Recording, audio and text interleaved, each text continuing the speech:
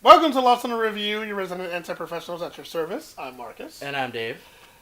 And, I can't believe I even have to say this. Spoilers, you know? Yeah. I mean, we're just going to talk about the movie and key things about the movie, so I'm going to blow your mind right now. This movie's a plot hole filler. Yeah. That's what this is. And if you don't want to hear any more, go ahead and just click off the video right now. But going forward, we will be spoiling this movie. We're going to be spoiling the hell out of it. I've already said too much as of now. Yeah. So, turn back at your own risk. I have to say that because of Star Wars. And, you know, some people are like, okay, well, Underworld came out or whatever the case is. They're spoiling the hell out of that. Nobody fucking cares. Yeah. But Star Wars? Everybody cares. They will fight you over some Star Wars. I don't want to know. La la la. I didn't see it. La la la. La la la. Okay. Let's actually talk about what we saw. Yeah. What we saw was a cliche sci-fi romp, but done the way Star Wars does it, which means it actually was entertaining to watch. It really was. But I'll be honest with you. When you realize the significance of this movie and realize it's not a sequel, it's not a prequel, it's a pre-prequel. It's a mid-quill. You said it was, you said it was like... It's Star Wars 3.5. That's exactly what this is. It's Star Wars 3.5. Okay, for those who aren't clear of what the hell we're talking about, y'all remember when they had that whole thing with the Death Star? It was like, there's a 10-meter wide exhaust port that is the weakness of this Death Star. This big, hulking, planet-sized weapon. But they have a 10-meter wide hole in it that... You shoot something in it and it blows the entire thing to hell. Why did that get put in there? This movie tells you. Exactly! They talk about the guy that was one of the main guys, the main architects who put that thing together, intentionally put in a flaw and sent that information to the Rebel Alliance. And then they were like, hey, now we have a way to destroy this thing. But what I think is funny is, obviously, I don't think Darth Vader gave a living crap about it at all, because with his powers and the Force... Don't you think he would have known? Don't you think he would have thought, like, had the foresight to be like, you know what, this motherfucker right here is going to do something stupid, like try to blow up our shit. But no, he's like, I don't care. We got it. He's got it. Whatever. Oh, no, I'm not worried. It's all right. Whatever. I'm not going to be on it when it blows. I don't care. It's like... And the thing is, they give you all these characters and these scenarios that everything literally just has to fall in place the way luck would provide in order for things to work out. But it doesn't matter because everybody dies. Yeah. So... It's the whole time I'm sitting there like, I wonder where these people were in episode 4, 5, and 6. And then it's like, oh yeah, that's right. They never made it. They obviously don't want to use them again. Nope. You want to know what happens afterwards? Because they've already shown you there's nowhere left to go. I have to say at the I feel stupid for this, but I've loved Star Wars since I was a little kid. Like, Star Wars was one of the movies that got me interested in movies and filmmaking. Right. And... I know it's so small, but the fact that it didn't have the opening title crawl really irked me the entire time. I'm like, why? Yeah! It comes up with a long time ago in a galaxy far, far away, and it just cuts to the movie. Yeah. What? Why? No. It feels so foreign. It feels so long. Even video games that have, our extended universe have almost nothing to do with the main storylines. Right. Have a title crawl. All of them. No, not this one. No, not the whole diagonal title crawl we're talking about. Nothing. Nope. They're like, whatever. It doesn't even whenever it comes up with the title, it doesn't even say Star Wars. Like, it just says Rogue One. And it's like, you have to know it's a Star Wars movie. Well, I mean, they put it in there on part of the title. They don't show it on the screen. Yeah. But, all the promotional stuff just to let people remember. They're just, hey, it's a Star Wars movie, y'all, because it says Rogue One. A Star Wars story. In very small print at the bottom. Just so that it's very subtle. They don't want you to know that it's a Star Wars movie unless you're really paying attention. And then you go see the movie. Like, if you just walk into it Rogue One, what is this? Wait, did they steal all this from Star Wars? This looks like a Star Wars movie. This guy talked about the Force. Hey, you can't do that. George Lucas was doing stuff about Disney. It doesn't matter. Yeah. But then when you watch it, you're like, oh, this is coming together now. And My God. I watched this whole film thinking to myself, this movie is for the hardcore Star Wars fan. This ain't for casual motherfuckers coming through talking about, oh, I've seen one of the Star Wars films and it was okay, and I don't feel like investing enough time to watch the rest of them. No! This is for the hardcore cast. Right. Because you watch it, they put all the sound effects in, they try to make the looks look right, Yeah. and everything plays out for that. But my only problem with that is that it only focuses on a generalized audience. Yeah. Just for the geeks, just for the nerds. Yeah. A movie like Deadpool is a good example. I don't know why I'm bringing that up. But Dun, dun, dun. the thing is, it had a lot of elements in it that belonged somewhat to the comic masses and in others to the general fans. It had a little something for everybody. The reason why some of these movies work out so well is because they have a little something for everyone. That's why the Avengers movies are doing so well. That's why all of Disney's franchises so far have been kicking ass. Yeah, they have. Because they're for everyone. If you've never seen something or even heard of it beforehand, you're not lost watching the movie. Right. They reference the old movies and all the old movies basically the entire time. Exactly. I mean, it has... Don't get me wrong. It has some interesting elements. If you like war films, this movie puts the fucking war in Star Wars. I mean, I remember you mentioned that at one point, and I had to think about it. And I compared it to any of those movies my dad likes to watch about World War II. Yeah. It's like, holy shit, it's parallel. Yeah. But aside, okay, it's got that going. It's got some humor elements. It's got action sci-fi elements to it. But for the most part, if you don't care that much about science fiction, or better yet, Star Wars, yeah, this ain't gonna be the movie for you. Nope. Because if you've gone into this without seeing any of the other ones, or at least all of the other ones, they're just going to be like, what the hell is happening? Why should we care? Oh, what is that? Who are these people? Like, because they're... I mean, besides Jyn Erso, the main girl of the movie, I don't know anybody else's name, because they really don't spend the time to, like, have you actually care. That's the big problem I have with this movie. Well... I guess their attitude was, well, it doesn't matter. All we need to do is have these characters carry the plot from plot A to plot C, and then they die. You served your purpose. We need to sweep you under the rug now, as far as Star Wars canon goes. Yeah. So maybe that was the reason for it. So because of that, I will excuse the fact that they don't give a whole lot of time devoted to character development outside of the main girl and maybe a couple of other cats. Yeah. For the most part, everyone else is kind of shrouded in mystery. It's like, whatever. Exactly. Okay, this guy is crazy and blind, but he kicks a lot of ass. This guy has a gun that apparently is stuck on rapid fire. Yeah. This guy... That guy's gun was awesome. I know, right? This guy is a guy with a ponytail, and he's a pilot. I mean... how much do we know about that guy? And then this guy, who's a scruffy-looking nerf...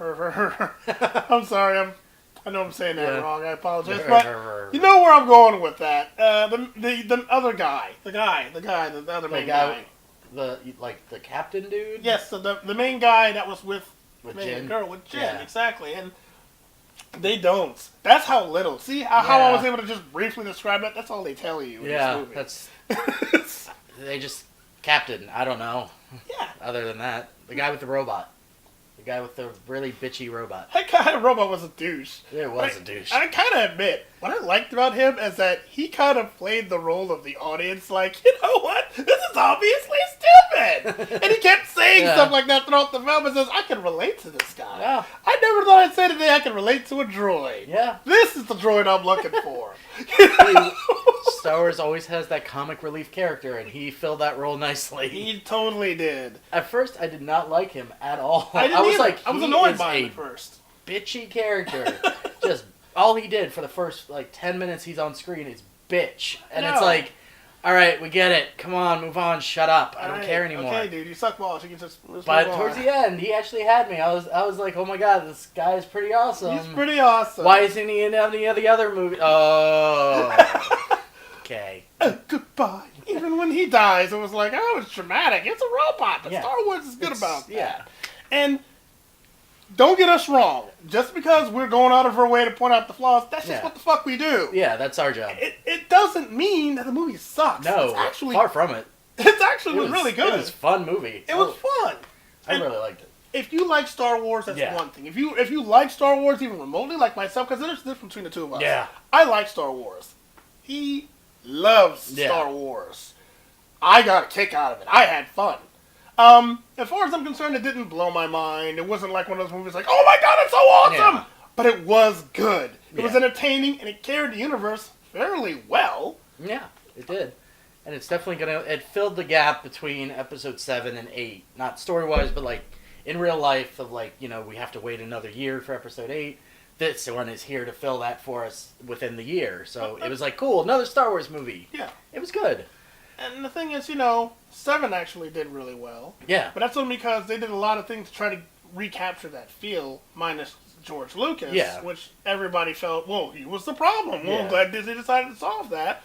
And thank God, Yeah. because when you watch this movie, it really did feel like it was still sounded in that universe. It didn't feel did. like when you watch it, you know how you watch episodes 1 through 3 and you're like, okay, it still feels technically like Star Yeah. Wars, but something's not quite right and I can't put my finger on it. And then you have a ton of fanboys giving you a list of, Yeah. well, this is what's wrong with This it. is This wrong. is the thing that you kept saying before where you couldn't figure out what was wrong with it. Here's Here's the wrong. list.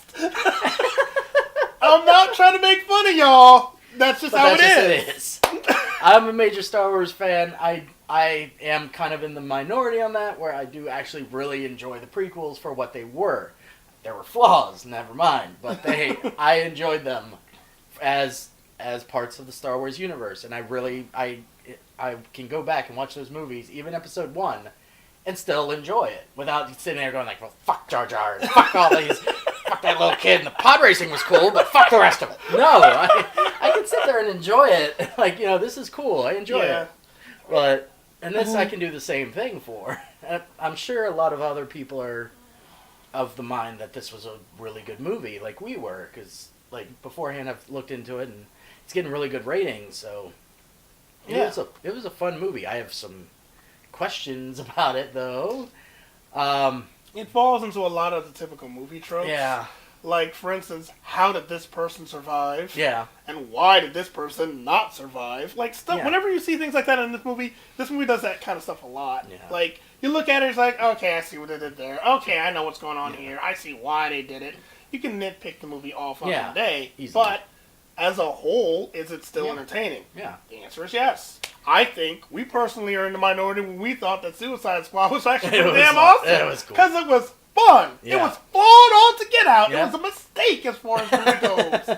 But was it fun? was fun. We thought it was fun. Yeah. So take our opinion with a grain of salt. But at the same time, same thing goes here. Right. It's not just because something is good, you can ignore the flaws. And this is one of those movies that actually did really well, but was still kind of messed up when you think about Yeah. it. Because it's like, all right, this does clean up that whole situation about the whole exhaust port. Yeah. That makes sense. And he tried At least- so desperately trying to explain why did guys just get killed off. Yeah. Because he didn't know, apparently, all this time, which even then Yes. kind of doesn't make a whole lot of sense, but it's fairly coherent. Yeah.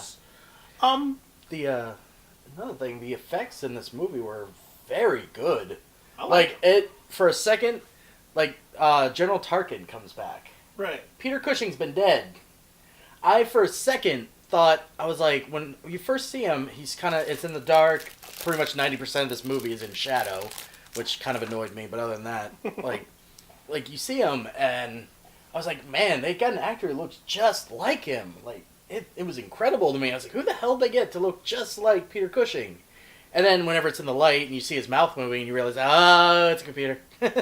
I felt kind of stupid, but that's movies. Like, they're supposed to fool you into thinking the whole thing is a magic trick. They're trying to fool your brain into thinking it's real. Right. It looked real. Even they did that with Princess Leia at the end. It looked like she was there. It did, because I'm glad that you're going to get that what they call the uncanny valley feel whenever you see something like that. My God, that was totally a thing I had with that Tron Legacy movie. Yeah. Whenever they had Jeff Bridges, but like Jeff Bridges back in like 1980s or something. Yeah. My God, from a distance, amazing. When Yeah. you get up close and he starts talking and it just feels just unravelingly weird. It's bad. Strangely enough, I knew that was what was going on in this Yeah. movie, but it didn't have the same feel. It's like Yeah. they're some geniuses. Like, I know this actor is familiar. I've seen him before in the Star Wars films. I thought he was dead though. Yeah, he was. Or is. Not was, but is. Yeah, he's totally dead. He's Right. dead as dead can be. Yeah. But I mean, But also, if you think about it, you can kind of, the way I was referencing it back to my wife earlier about that was you could see the dividing point between movies, and it would be in the Terminator franchise of all things. Salvation and Genesis. They both did the young Arnold Schwarzenegger. Genesis looked like pretty good, but still you could tell it was a computer. But in Genesis, it actually kind of looked like him for the most part. I mean, yeah, it was a little too smooth, but he still looked fairly human. And this, like, the CG people looked like they were pretty much there in the same room with everyone else. It was really good for me. It fooled me for a little while. Yeah, I mean, sometimes good effects can actually carry a point pretty far, and because most thing a lot of people like to say nowadays is effects are ruining movies. Oh my god, no, they're not. No. Certain effects ruin films. Other effects, when done well, which this is a perfect example of, actually can carry your plot, and you don't think twice about it. Yeah. Because I admit, for the longest, when I saw that one general turn around, I'm like, he's dead. It took me a minute to come to that conclusion because they did a good job. Yeah. Overall, the story was as coherent as a Star Wars story is going to get. And I have to say it like that because I know there's some complications to the universe. Yeah. But they kept it simple here. Very. Like, if you didn't know anything about Star Wars, for the most part, you can follow this plot and not ask too many questions. The only thing you probably ask questions about certain things is, okay, what's this character's significance? Yeah. How does this connect with the other movies? But aside from that, the basis of the plot, hey, this woman whose dad helped build the Death Star, gets involved with the Rebel Alliance, and it kind of makes sense because the people she was associated with, past and future, are associated with the Rebel Alliance. She becomes a part of a cause that she didn't want to have anything else to do with. Yeah. Gets involved in a situation that puts her life in danger. Only difference is this character particularly dies. But where have you seen that plot before? I mean, fill in the blank with your favorite action films where something like that is like, so we need your help to get involved with something. I don't want to help you. But you're the best at what you do, or you have something that you can help us with and we need it. No. And then something happens, catastrophic events. Yeah. Oh, I'm involved. All right, I'll help. Yeah. Sorry, I was late. I'll be here. That's all it was. And it's not bad. It was the execution that you got to take into account. Right. And here, I think it was executed really well. It was.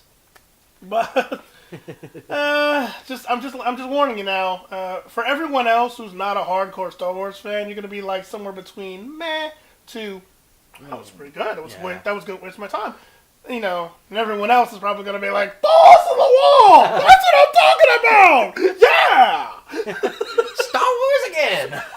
So, in summation, good movie. Yeah. Good attempt at connecting the dots between some of the newer films and the older films. Yeah. And that's pretty much all I have to say towards that as far as the other thing to close out with. It really hits nostalgia. It hits new feelings for new ideas that they've put forward. I was happy that they did answer some unanswered questions from previous movies, which was nice to see. And they threw in, of course, random cameos for people who were like, oh, I know that guy. I've seen him in episode 3 somewhere in the background. Episode 3. Yeah. I'm sorry, every time I think about any of those 3 movies, I think about the last part in episode 3 was like, Ewan McGregor's talking like, don't try it! And it just cuts his legs off, and I'm thinking to myself, wait a minute, is this what happened? So I thought he was older than that before he died. I'm not even that huge of a Star Wars nerd, and I caught on to that, how stupid that was. But I'm sorry, I'm going off. Yeah, but I mean, I will defend that part though. As a Star Wars fan, Luke was a baby when that happened. He wasn't even born yet, and he's 30 whenever he goes on. So he's older. 30 years have gone by, and he's stuck in that freaking leather thing. So yeah, he'd probably look kind of messed up whenever he got older. Then why is it that when he died, and they see that holographic image at the end of the last movie, they show him what he looks like right before he died, and he looked older. And I'm like, the fuck, dude? Because they only changed it in the later ones. They took his ass out. They put Hayden Christensen in. Hayden Christensen in. I'm sorry. I do appreciate that. I feel bad for that actor who lost his part. But damn it tied in, and I liked it. I was like, you know what? That makes more sense. Thank you. Okay, that's when he died in Anakin Skywalker died and Darth Vader was born, so it makes sense. He would look like Anakin Skywalker again, not some random freaking old guy. Pretty much. Even though Obi-Wan didn't look like Ewan McGregor, which would have probably worked better. No, but whatever. Ewan McGregor did a great job, though. I like Ewan McGregor. Yeah. He was awesome in that He movie. was. As awesome as anyone's gonna be in those sort of Star Wars films. Oh, Lord. Oh, Okay. anyway. But as a Star Wars movie, this was a lot of fun. This was a really good Star Wars movie. I'm looking forward to next year's Episode 8. And even though this movie will have no bearing on that movie whatsoever, and they'll act like this movie doesn't exist. But also, it'll be the last movie Carrie Fisher will be. yeah, Because so she actually finished up wrapping up her shots before she passed away. yeah, So it's gonna be a nice treat. yeah. It's cool that her last movie was Princess Leia, who was her most famous role, I'm sure. So anyway, other than that, I'm Dave. And I'm Marcus. Laters.